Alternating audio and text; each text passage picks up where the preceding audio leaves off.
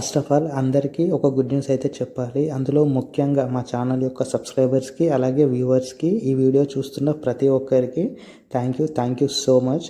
ఎందుకంటే మీ అందరి సపోర్ట్, మీ అందరి లవ్ వల్లనే మేము ఈ అచీవ్మెంట్ అయితే సాధించగలిగాము, అది కూడా ఇంత తక్కువ సమయంలో.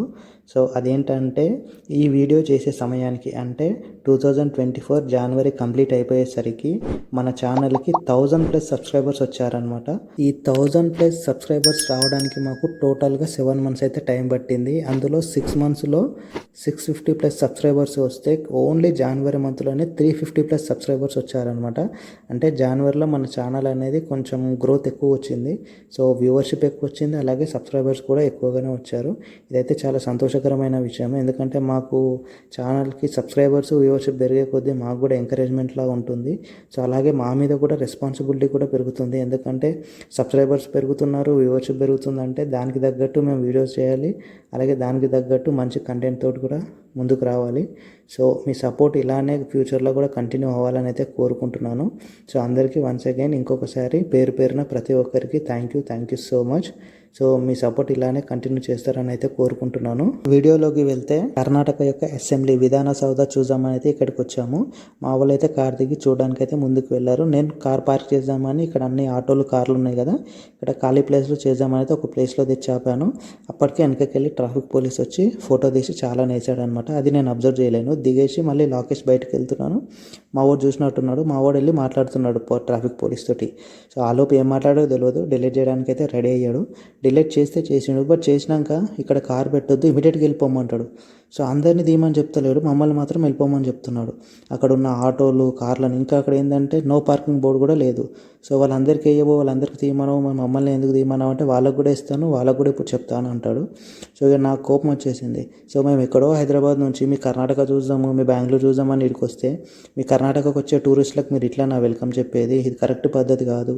సో మేము రాంగ్ ప్లేస్లో పార్క్ చేస్తే తప్పు, బట్ అందరు చేశారు కాబట్టి మేము చేసాము. అక్కడ నో పార్కింగ్ బోర్డు ఉండి ఎవరు పెట్టకపోయి నేను పెడితే నువ్వు చాలానే. సో అందరూ పెట్టారు, అక్కడ నో పార్కింగ్ బోర్డు కూడా లేదు. నాకు ఒక్కరికి చాలా ఎందుకు వేస్తామని గట్టిగా అడిగేశాను అనమాట. ఇక ఏమనుకున్నాడో ఏమో. తర్వాత అయితే ఆన్లైన్లో చెక్ చేసే చాలానైతే లేదు, డిలైట్ అయితే చేశాను అన్నాడు. సో ఇంకా వాళ్ళతోటి మనకెందుకు గొడవ అని అక్కడ నుంచి అయితే స్టార్ట్ అయిపోయాము. ఇప్పుడైతే ఇస్కాన్ టెంపుల్కి అయితే వెళ్తున్నాము.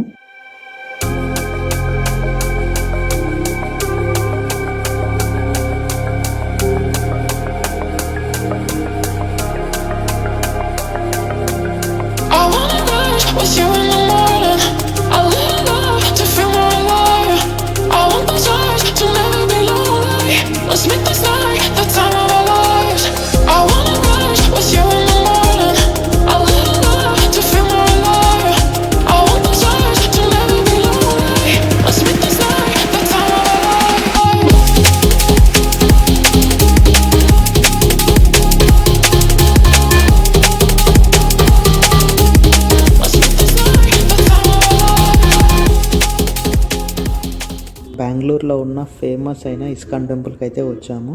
మేము వచ్చేసరికి సాయంత్రం అయింది. సో ఆ టైంలో వచ్చాము. అండ్ ఇంకోటి ఏంటంటే వీకెండ్ అనమాట.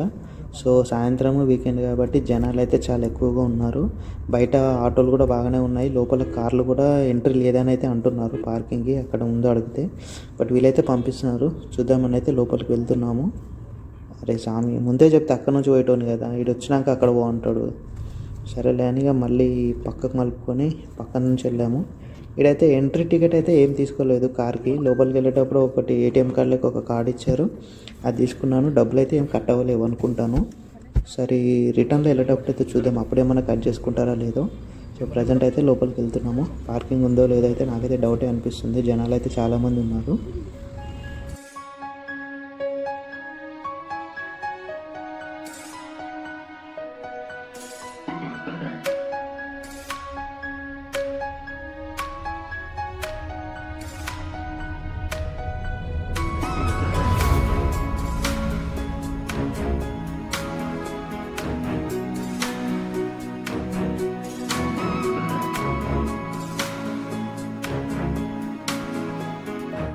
బయట వాళ్ళు చెప్పారు, లోపలికి వస్తుండగా 2-వీలర్ చూసాము, మొత్తం ఫుల్ అయిపోయింది. కార్లో ఎంట్రీ రాగానే కార్లు కూడా ఏడా ప్లేస్ లేకుండా ఉంది. అలాగే కొంచెం ముందుకు రాగానే ఇక్కడ కూడా కార్ పార్క్ ఫుల్ అని బోర్డు పెట్టేశాడు. సో ఇప్పుడు కార్ ఏడ పార్క్ చేయాలనేది ఒక టెన్షన్ స్టార్ట్ అయితే ఈయన ముందుకు చూపిస్తున్నాడు ఇంకా ముంగట ఏటో ఉందని. ముంగడిపోతే మళ్ళీ ఏ లోపల పెట్టిస్తాడు అనేది ఒక భయం, మళ్ళీ ఆ నుంచి నడుచుకుంటూ రావాలని. బట్ ఏంటంటే ముంగట కూడా మనకి ఎక్కడ లేదు, మనకి ఎదురుగా స్ట్రైట్గా కనిపిస్తుంది కదా, అదే మెయిన్ టెంపుల్ అనమాట. ఆ మెయిన్ టెంపుల్కి ఇక్కడ వీళ్ళు పక్కనే పార్క్ చేసుకోమన్నారు అనమాట. సో ఈ ఖాళీ ప్లేస్లో పార్క్ చేసుకోమన్నారు.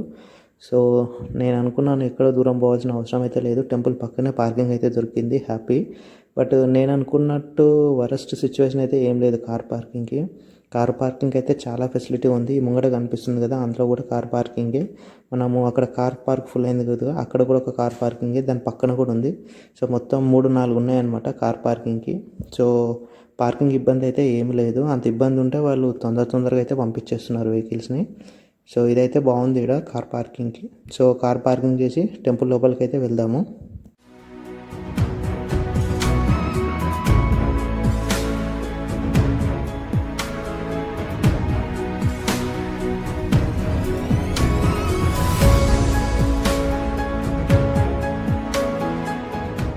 నా కార్ని టెంపుల్కి పక్కన ఇక్కడే పార్క్ చేశాను. ఇక్కడ కనిపిస్తున్నదే బెంగళూరులో ఉన్న పెద్ద ఇస్కాన్ టెంపుల్ అనమాట. చాలా బాగుంటుంది, లోపలికి వెళ్ళి కూడా చూద్దాము.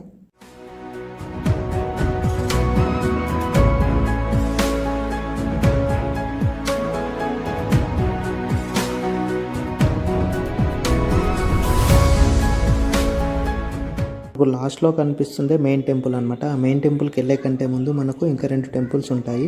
ఒకటి నరసింహస్వామిది, ఒకటి వెంకటేశ్వర స్వామిది. సో ఫస్ట్ ఆ 2 టెంపుల్స్ దర్శనం చేసుకున్నాకే మనము లోపలికి ఇస్కాన్ టెంపుల్ లోపలికి వెళ్తామన్నమాట. సో 2 టెంపుల్స్లో కూడా మనము వీడియో అయితే అలౌ లేదు కెమెరా, బట్ నేను దొంగచాటుగా అయితే తీశాను. సో మొత్తం 3 టెంపుల్స్ లోపలికి అయితే అలౌ లేదు, ఫోన్ తీసుకోవచ్చు బట్ వీడియోస్ తీయట్లేదు. బట్ నేనైతే తీశాను, ఆ వీడియోస్ కూడా చూపిస్తాను. ఫస్ట్ అయితే మనం నరసింహస్వామిని దర్శించుకుందాము.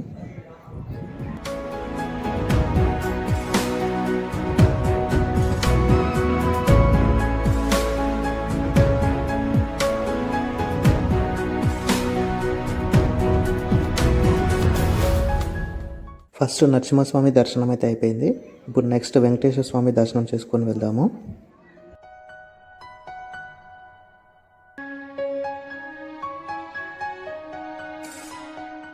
మెయిన్ టెంపుల్కి లోపలికి వెళ్ళే కంటే ముందే 2 ఫొటోస్ అయితే దిగామన్నమాట.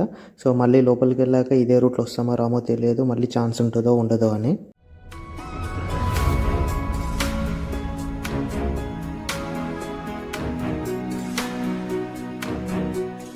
మెయిన్ టెంపుల్ లోపలికి అయితే వచ్చాము. లోపలైతే చాలా బాగుంది. ఫస్ట్ అయితే రాధాకృష్ణుని దర్శనం చేసుకుందాము, ఎందుకంటే జస్ట్ 4 సెకండ్సే వీడియో తీశాను, మళ్ళీ ఎవరైనా చూస్తే బాగోదని.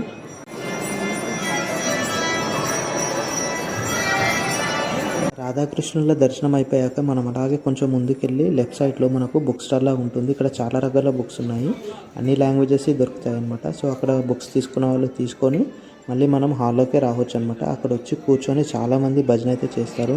అక్కడ కూర్చుంటే మాత్రం ఆ వైబ్రేషన్ మాత్రం వేరే లెవెల్లో ఉంటుంది, ఎందుకంటే అక్కడ జరిగే భజన, అక్కడ వచ్చే ఆ స్మెల్, ఆ పాజిటివిటీ, అలాగే ఆ టెంపుల్ని చూస్తుంటే మాత్రం చాలా బాగుంటుంది అనమాట. అక్కడ నుంచి తొందరగా బయటికి అయితే రాలేము, చాలామంది కూర్చొని భజన చేస్తుంటారు. సో ఇదైతే చాలా బాగుంది. మేము కూడా ఒక 5-10 మినిట్స్ కూర్చొని బయటకు వచ్చేసాము.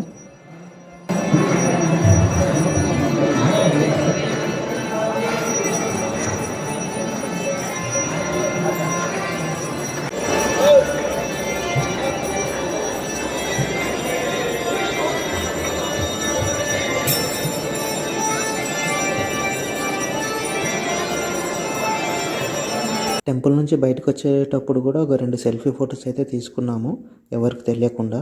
దర్శనం చేసుకొని బయటకు వస్తుంటే మనకు గోడల పైన ఇలాంటి పోస్టర్లు అయితే కనిపిస్తాయి.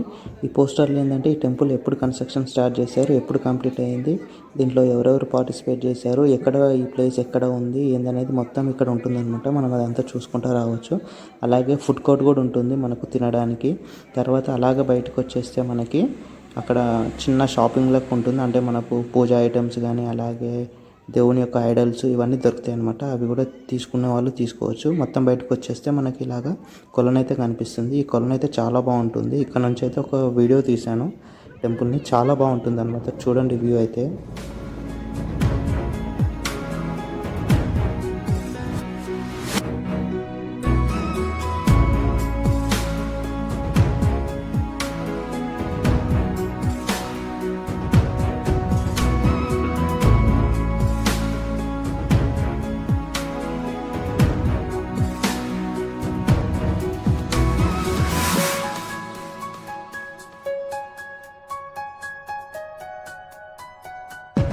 ఇస్కాన్ టెంపుల్ అయితే కంప్లీట్ చేసుకొని నెక్స్ట్ బిగ్ బుల్ టెంపుల్కి అయితే స్టార్ట్ అయ్యాము.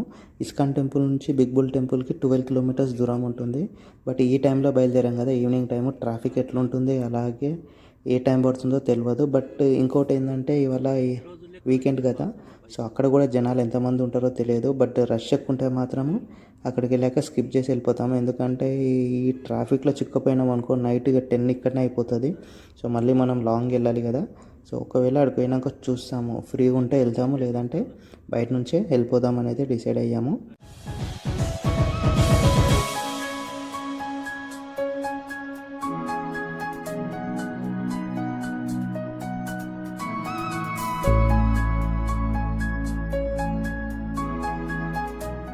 నేను ఏమో అనుకున్నాను కానీ 2 వీలర్ 4 వీలర్ పార్కింగ్ మొత్తం ఫుల్ అయిపోయింది.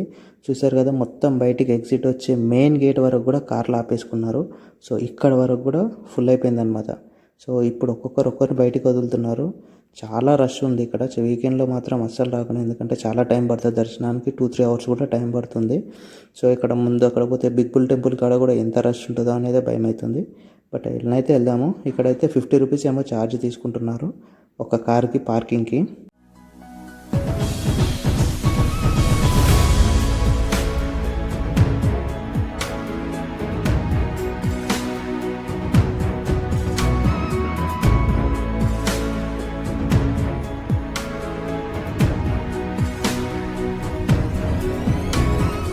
ఈ టెంపుల్ ఎంట్రన్స్ చూడండి, కొంచెం డిఫరెంట్గా ఉందన్నమాట.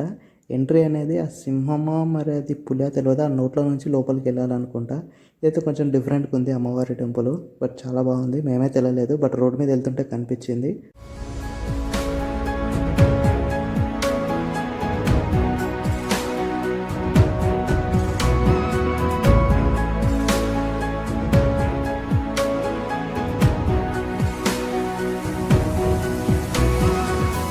మన హైదరాబాద్లోనే ట్రాఫిక్ ఎక్కువ అనుకుంటే ఈ బెంగళూరులో కూడా ట్రాఫిక్ అట్లనే ఉంది. చాలా కష్టపడుకుంటూ 12 కిలోమీటర్లు రావాల్సి వచ్చింది. మనకి ఇక్కడ లెఫ్ట్ సైడ్ కనిపించేది గణపతి టెంపుల్ అనమాట. దాని ముందు వచ్చేది మనకు బిగ్ బుల్ టెంపుల్. బట్ అక్కడ నుంచి చూసుకుంటూ వస్తున్నాం కదా, అక్కడ కార్ పార్కింగ్ ఉంది, ముంగడ 2 వీలర్లన్నీ నిండిపోయినాయి, ఆటోలు ఉన్నాయి. అండ్ మనకి ఈ కార్ పార్కింగ్ చేయడానికి ఎక్కడ ప్లేస్ లేదు. పక్కన వాళ్ళని ఎవరైనా అడిగితే కార్ పార్కింగ్ ఎక్కడ ఉందంటే ఎవరు చెప్పట్లేదు. మళ్ళీ ఏడబెట్టాలో తెలియదు. చాలామంది దర్శనానికి కూడా వెళ్తున్నారు అనమాట లోపలికి. సో వీకెండ్ కదా, చాలామంది ఉంటారు, దర్శనం కూడా లేట్ అవుతుంది. మళ్ళీ మనకు 7:30, 8 అయింది అనుకో, ఫుల్ ట్రాఫిక్లో చిక్కపోతాము. సో మేమేం చేసినామంటే ఇక దర్శనం చేసుకోకుండా అయితే డైరెక్ట్ మనము హైదరాబాద్కి స్టార్ట్ అయిపోయామన్నమాట. సో లోపలికి వెళ్ళకపోయినా అక్కడ లోపల బిగ్ బుల్ టెంపుల్ ఎలా ఉంటుంది, నంది ఎంత పెద్దగా ఉంటుంది అనేది మీకు ఇక్కడ పైన డిస్ప్లే అయితే చేస్తాను ఫోటో, అక్కడ చూడొచ్చు మీరు. ఇంకా ఏమైనా ఛాన్స్ ఉంటే లోపలికి దర్శనానికి అయితే వెళ్దామనే ప్రయత్నం అయితే చేశాను. ఎక్కడైనా ప్లేస్ దొరికితే కార్ పార్క్ చేసుకొని వెళ్దాం అనుకున్నాము. బట్ ఛాన్స్ అయితే లేదు. చాలామంది వెళ్తున్నారు లోపలికి. రోడ్స్ అన్నీ బ్లాక్ అయిపోయినాయి అనమాట, పార్కింగ్ ఫుల్ అయిపోయింది. ఏమైనా పక్కన రోడ్ మీద పెట్టి వెళ్దామంటే మళ్ళీ ట్రాఫిక్ పోలీసులు వచ్చి మన కార్ వేసుకొని పోయారు అనుకో, అదొక పెద్ద పరిచయం. ఎందుకంటే మన ఊరు కాదు, మన సిటీ కాదు, మన భాష కూడా కాదు. మళ్ళీ వీళ్ళతో మనం ఏడెగుతామో, ఆల్రెడీ విధాన సౌధ దగ్గర మనకు ఎక్స్పీరియన్స్ అయింది కదా. సో రిస్క్ ఎందుకు అని చెప్పేసి ఇక మేమైతే డైరెక్ట్ వెళ్ళిపోదామని అయితే డిసైడ్ అయిపోయాము. నైట్ బెంగళూరులోనే స్టే చేస్తాము. రేపు ఎర్లీ మార్నింగ్ అయితే హైదరాబాద్కి స్టార్ట్ అవుతాము. ఎందుకంటే ఇక్కడ నుంచి మనము బెంగళూరు సిటీ అవుట్స్కట్స్కి రావాలన్నా కూడా మినిమం 9 అవుతుందో 9:30 అవుతుందో, ఫుల్ ట్రాఫిక్ అవుతుంది. సో ఈ నైట్ టైంలో జర్నీ చేయడం అయితే రిస్క్ అనిపిస్తుంది. అందుకే నైట్ అయితే బెంగళూరులో స్టే చేస్తాము. రేపు మార్నింగ్ మళ్ళీ హైదరాబాద్కి అయితే స్టార్ట్ అవుతాము. నెక్స్ట్ వీడియోలో మళ్ళీ కలుసుకుందాము.